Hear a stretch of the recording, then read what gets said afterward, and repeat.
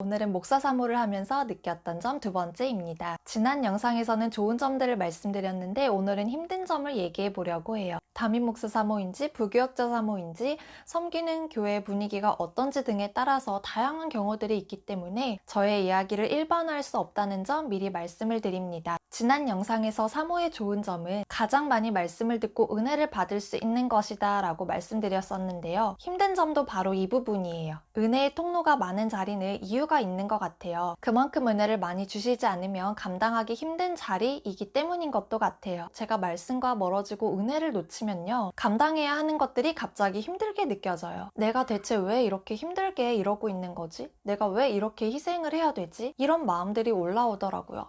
불안이나 억울함이 올라오고 당장 눈앞의 현실과 미래가 불안해지기 시작해요. 제 상태가 그렇게 되면 당연히 목사님에게도 피해가 갈 것이고요. 교회에도 영향이 갈 수밖에 없어요. 그래서 더 책임감을 가지고 하나님과의 두터운 관계 속에서 말씀과 기도로 살아가기 위해서 애쓰고 있습니다. 그렇게 매 순간을 살면 불평이나 억울함, 두려움이 생기지 않고 오히려 이 일이 기쁨이 되고 모든 것을 은혜로 감당할 수 있는 능력을 주시더라고요.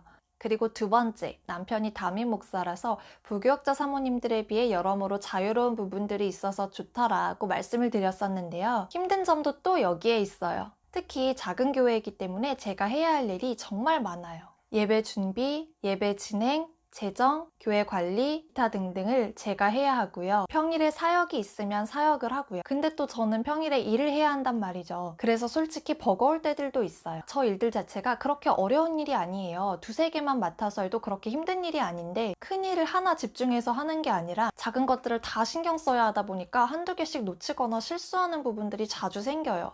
그게 너무 속상하더라고요. 예를 들어서 주일 아침에 미리 교회에 가서 예배 세팅을 해놓고 차량 운행해서 누구 데리러 갔다 오고 목사님은 다른 루트로 차량 운행을 멀리 가시거든요. 그 다음에 다시 교회 와서 사람들 인사하고 챙기고 또 예배 준비하고 스트리밍 준비하고 그렇게 주일 아침에만 해도 좀 신경 쓸 게 많고 그리고 작년부터 코로나 때문에 교회 내에서 식사를 하지 않고 있는데 만약에 그것까지 했으면 진짜 뇌가 쪼개지는 느낌이었을 것 같아요. 그리고 마음적으로도 책임과 부담이 큰 것도 힘들다면 힘든 점이겠죠. 교회 규모가 많이 작다 보니까 제 언행이 교회 이미지와 연결될 수 있어서 더 조심하는 것도 있고요. 제가 원래 수다를 좋아하는데 교회 내에서는 말을 많이 아끼고 있거든요. 그것도 굳이 힘든 점이라면 힘든 점일 것 같아요. 그래서 유튜브에서 말 많이 하려고요. 그리고 세 번째, 개척교회이기 때문에 목사님과 함께 직접 교회를 읽어나가고 시스템을 세워나가는 것이 제 성향에 잘 맞고 좋다고 했었는데요. 이것도 좋은 점인 동시에 힘든 점이에요. 시행착오도 많고 고민할 것도 많고요. 그리고 개척교회를 하면 당연히 경제적인 어려움이 있고요. 교회와 가정의 재정을 동시에 신경 써야 하다 보니까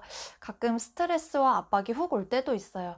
없을 수는 없는 것 같아요. 그리고 마지막, 정말 최고로 힘들 때가 있어요. 앞에서 얘기한 것들은 아무것도 아니에요. 정말 아무것도 아니에요. 지난 영상에서 사모를 하면서 가장 행복하고 좋을 때가 성도님들이 말씀을 깨달으시고 변화되시고 성장하시는 것을 볼 때라고 말씀을 드렸었는데 마찬가지로 반대로 말씀을 못 깨달으시고 말씀대로 살아가지 못하시는 것을 볼 때 마음이 너무 아파요. 저희 교회 성도님이나 아니면 만나서 사역을 하고 있는 누군가가 사고를 치거나 고난을 당하거나 힘든 일이 생기거나 아니면 하나님과 계속 멀어져 있거나 그것만 해도 마음이 아픈데요. 그 가운데서 전혀 하나님의 뜻을 발견하지 못하거나 변하지 않고 같은 실수를 반복하거나 그러면요, 속이 무너져요. 불 속으로 뛰어가는 모습을 보고 있는 것 같아요. 변하지 않으면 어떻게 될지 뻔히 보이는데 하나님이 이 사람에게 원하시는 건 그게 아닌데 정말 힘들 때는요, 잠도 안 오고 속이 말이 아니에요. 내장이 뒤집어지는 것 같은 느낌일 때도 있어요. 울기도 많이 울고요. 그런데 직접적으로 다 말은 못하죠. 겉면하고 기도하는 수밖에 없어요. 웃고 있지만 속은 문드러집니다.